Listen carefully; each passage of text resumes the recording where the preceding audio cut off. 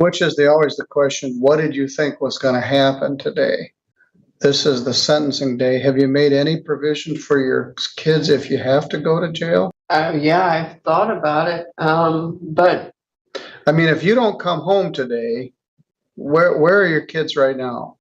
my youngest is with his dad And where's your oldest son? at home By himself. with my friend. All right. We'll hear from you in a minute, but that's also disappointing. Autumn says in a report, or Debbie says in the last paragraph, despite what appears to be an obvious problem with alcohol, defendant doesn't feel she doesn't need probation. She doesn't want to lose her job by going to jail. She doesn't have a great history of paying her fines and costs. She's been threatened with hefty amounts of jail before, 90 days in Indiana, 90 days here. That didn't deter her from drinking and driving for the third time in the 4 years where she was caught. She said she needs to be there for her sons and wants to keep her one son in martial arts. She doesn't seem to grasp the impact that her consumption of alcohol is likely having on these children. Having kids is not a get out of jail free card. And if she doesn't want to put in the work to have sustained sobriety, she's going to end up hurting herself or her kids. Her exceedingly high BAC for each of her OUI incidents is troublesome and indicates she has truly not have a period of sobriety as she's able to get her BAC into high ranges without blacking out or getting ill. So she's suspicious that you've been sober for all this time, but we'll take that as it is. In this matter, the defendant was driving while highly intoxicated on 4/8 of 23, where she observed by 2 Michigan State police troopers. He said there's never a cop there when you need one. You were doing this right in front of the troopers, who often take Fawn River Road. She veered off the road, nearly striking a tree before returning to the roadway just as it passed the troopers before 1 a.m. She did not perform well on the field sobriety test and refused to submit to a PBT. She refused to submit to a chemical test and asked what her specific response was, and she would submit. Her response was, "Fuck you." She wanted that quoted in the trooper's report. Defendant was obnoxious, rude, and despite having a warrant issued for her blood, she refused to cooperate with the medical staff. She repeatedly refused to cooperate and yanked her arm away while the needle was in her arm. Her blood alcohol came back at 0.235, which was approximately an hour and a half after she was observed driving. Buckle up, guys. Today we are stepping into a courtroom where the judge wastes no time setting the tone. Right from the start, the questions cut deep. This isn't just about a crime. It's about responsibility, children, and consequences. As the details unfold, the situation quickly turns serious, revealing reckless behavior and a complete disregard for safety. You can already feel the judge's patience running thin, and this is just the beginning of a much bigger reality check. And again, shame on Applebee's from earlier today, letting that defendant drive out of there while she was barely competent. She passed out in the middle of the street. Shame on Tomahawk for serving you all this liquor and letting you drive away from there.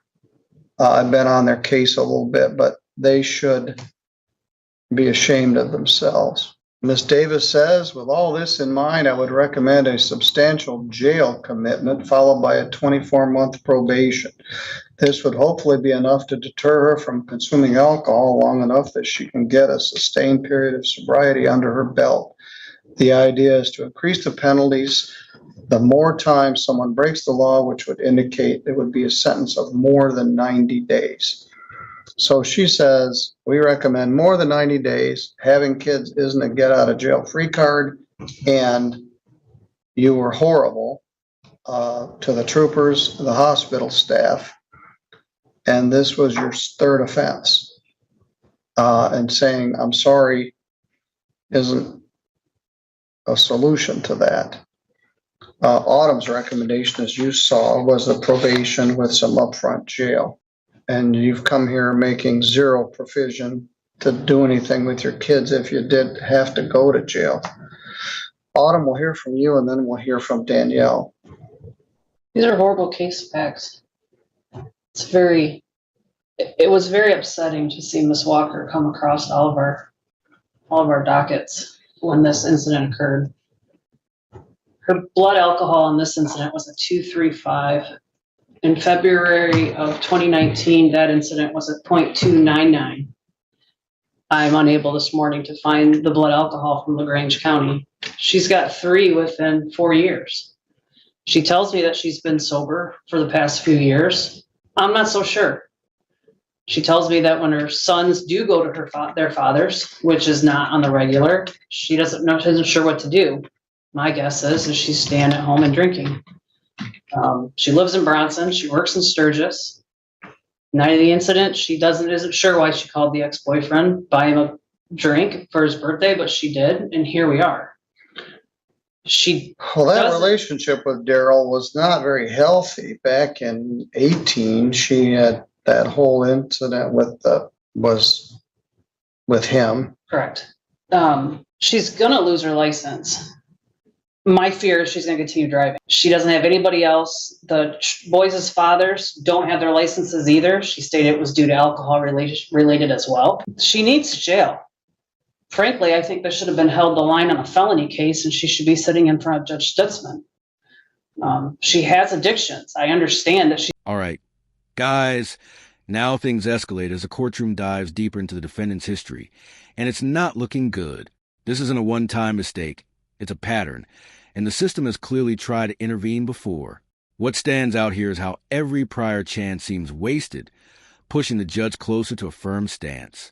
The narrative shifts from sympathy to accountability, and you can sense that the outcome is slowly becoming unavoidable. All right, Danielle, you've heard what everybody else had to say. And I know you're concerned about this being on a live stream, which may temper what you want to say. But with that in mind, what do you want to tell me? I don't know what to say. What do you think I should do? I don't know. Well, you don't want probation. No, I didn't say that. Well, you don't want sobriety court. I can't afford sobriety court. Yeah, if I could just clear that point a little bit. The issue is understanding it is an important commitment, but the time commitment and the monetary commitment and without a license being able to attend. It is certainly, I'll concede that. And she comes from a place of knowledge because she did it. So we took her out of sobriety court. She relapsed a couple times while she was on regular probation in March of 20. I wasn't on probation then. Yes, you were. You were put on probation. We had a probation violation hearing, and then you admitted to the probation violation. I gave you 2 days in jail in March of 2020. The sobriety court probation that morphed into regular probation with less requirements. So then in June, we just let you go. So you were drinking in February probably, and then in June, we just said, all right, I guess we've gone as far as we're going to go. And you've held it together for a while. Autumn has some suspicion that you were still drinking.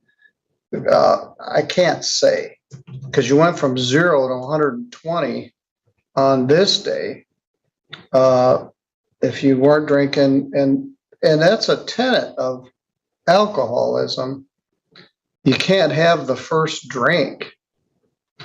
And I've told the story about some famous people, Elizabeth Vargas, Jeff Daniels, other people that are famous and struggle with alcohol, and they had the first drink and that was right back to the bottom of the pit. They're both now in long-term recovery. But you went from, if it is this, you called Daryl up and you had a tumultuous relationship with him, and you went to the Tomahawk, and it was like you were in a time warp back to 2019 and doing all the self-destructive things that got you in trouble in the first place. And then they let you walk out of that bar. Where was he? Where was Daryl? I don't know. Because the same thing, the other lady has no memory of after certain drinks. It's because I don't drink. She was a .19 and she passed out in the middle of an intersection with the car in drive.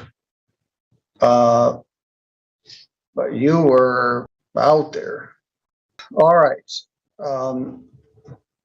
So we're unanimous. Nobody knows what to do here. Now here's where it gets intense.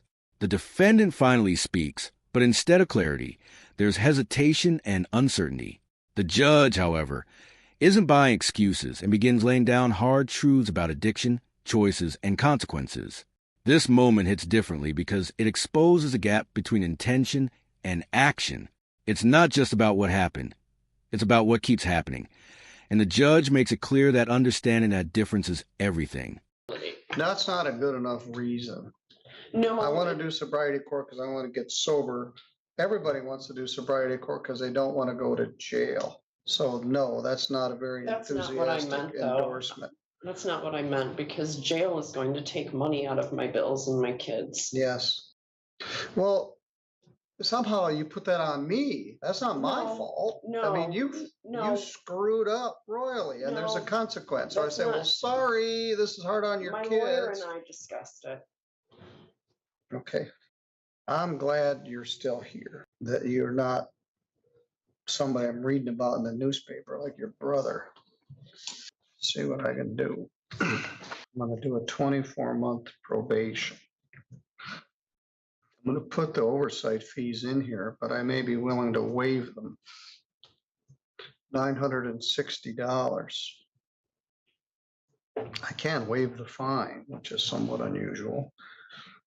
$75 crime victims' rights fee, $50 state minimum fee, a $100 screening fee, $150 attorney fee, and a police reimbursement for all the rigmarole of the hospital for $200, $25,000 PR bond, 1-day credit. I'm gonna follow Autumn's recommendation. 360 days jail, credit 1, leaving 359 days to do. Of the 359, 329 are deferred, which leaves 60 to do, which starts tomorrow at 7 o'clock. So I'm going to jail tomorrow? You're going to jail tomorrow for 60 days. I'm gonna give you the day to get your situation straightened out with your kids. You're on probation. No alcohol, no controlled substances. Substance abuse counseling and treatment is directed. No medical marijuana. I don't know whether you were doing THC or CBD in addition to the alcohol, but whatever it wasn't a very good combination. 75 plus 50 Somewhere. plus 100 plus 150 plus 960 So it's gonna be working to plus get the kids. 200 is Are you 1410. serious? What's the question? I just advised her that you made your ruling, your orders. I did. Do you want to go to jail right now? I'm concerned about you harming yourself or something else. But you've made no provision for your son. It starts tomorrow. Are you kidding me? I mean, what did you think was gonna happen? I didn't think. You don't have an answer. They don't have an answer. I don't want to go to jail. I don't And want to here do it is, probation. the I moment still have everything unpaid builds fines and toward. costs. The judge delivers a sentence, and reality hits hard. You can feel the shift as the defendant realizes the consequences are no longer avoidable. The courtroom becomes heavy with finality, as every poor decision leads to this exact outcome.